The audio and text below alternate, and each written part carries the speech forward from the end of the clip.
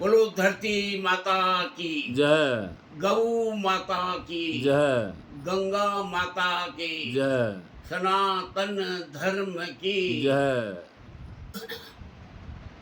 विश्व माता साध्वी रीताम्बरा जी की जय, राम सुखदास जी की जय, राम सुखदास जी की जय।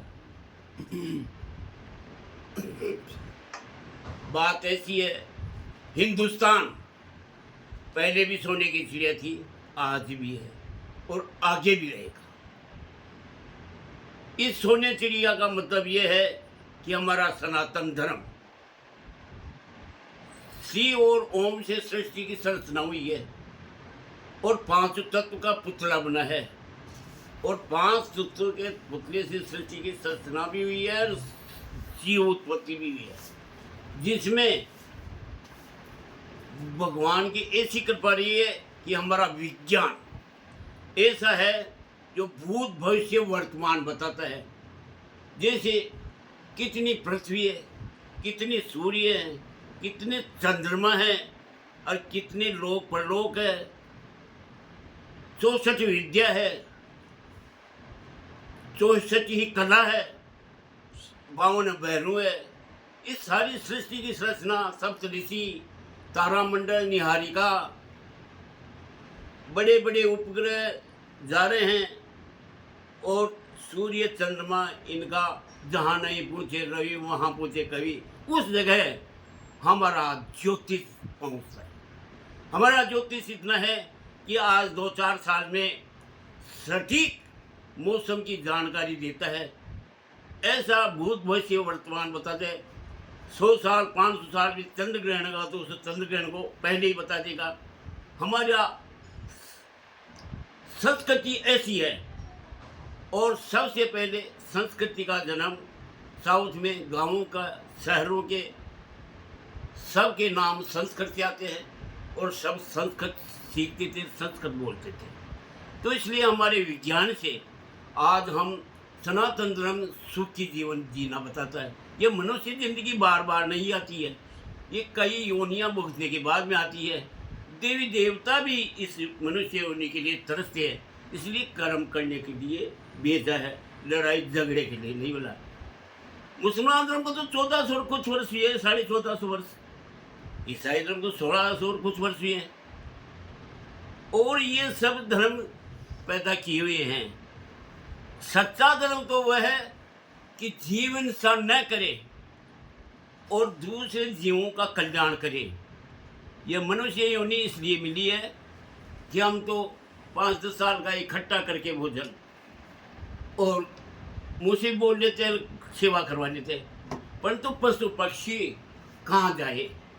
उनके लिए मनुष्य योनि दी है कुदरत ने कि ये कर्म करता है नहीं, और इसी कर्म से उसको मिलता है। तो कुल मिला के विश्व में शांति कैसे आए? शांति एक उपयोग है, गौ-धाम। ये विश्व माता है, गौ माता, राष्ट्र माता ही नहीं, ये विश्व माता है। इस विश्व माता का ध्यान कर लो, आपको स्वर्ग लोक घर बैठे मिलेगा। परंतु एक काम करना होगा। एक कोलकाता के कुम्हार ने नंदीग्राम बसाया है, उसको आप देखें। और नंदीग्राम ने स्कूल, खेती, रोड, यातायात, सारे साधन बताए हैं। चक्की चलाना, घाना निकालना, सब कुछ बताया है उस नंदीग्राम ने, कुम्हार ने। वैसे गोचर भूमि में ये नंदीग्राम होना चाहिए। दूसरी बात यह है, नंदीग्राम के साथ एक कुम्हार का मिट्टी के बर्तन बनाने का होना चाहिए, जहाँ दूध दही को गर्म करके और काम में लेवे, शुद्ध मिट्टी के पानी पिए शुद्ध। वही नंदीग्राम के पास में ये होना चाहिए, जो कुटीर उद्योग भी ये मिट्टी का जिंदा रहे। तीसरी बात यह है, गुरुकुल की शिक्षा, हर बच्चों को वहाँ गुरुकुल की शिक्षा दी जाए, जो भूत भविष्य वर्तमान की शिक्षा वहाँ मिले। और वही औषधि पैदा हुए, जड़ी बूटियों को पैदा हुए, और वही जड़ी बूटियाँ और वही छात्र अलग अलग बैच लगा करके एक एक घंटा रोजाना, एक एक क्लास के रोजाना भी नंबर लेवे तो गौ सेवा हो सकती है।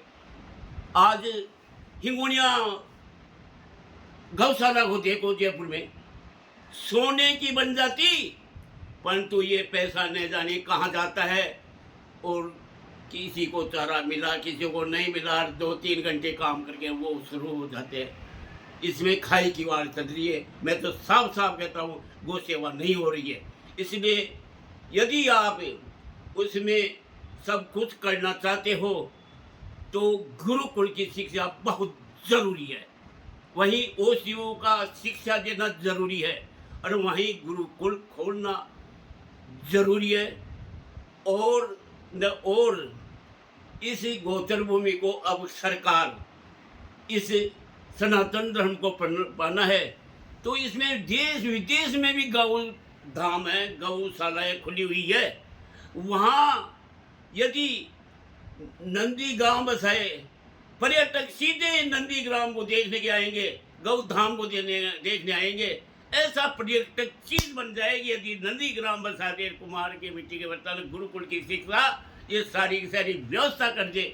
इसलिए मैं हाथ जोड़ के संत मुनियों को, सरकार को यही कहना चाहता हूँ कि गोचर भूमि में नंदी ग्राम बसाए, गुरुकुल की शिक्षा बताए, जड़ी बूटियाँ वहाँ खेती करवाए, और गौ माता की सेवा के लिए वही छात्र जैसे नालंदा के अंदर 120 जबीरा भोजन और गौओं के लिए खूब सामग्री राजा महाराजा करते थे, ऐसा मतलब प्रबंध था, जो दूसरे भाग में मैं बताऊंगा। ये पहला भाग है, इसलिए मैं जगह जगह सप्ताह जी हो रही है, परंतु मेरी तो प्रेरणा यही है। सभी संत गुरु को कोटि कोटि प्रणाम करता हूँ, सरकार को प्रणाम करता हूँ कि मेरी बात को अमल करे और गोचर भूमि में ये सब कुछ कार्य करे।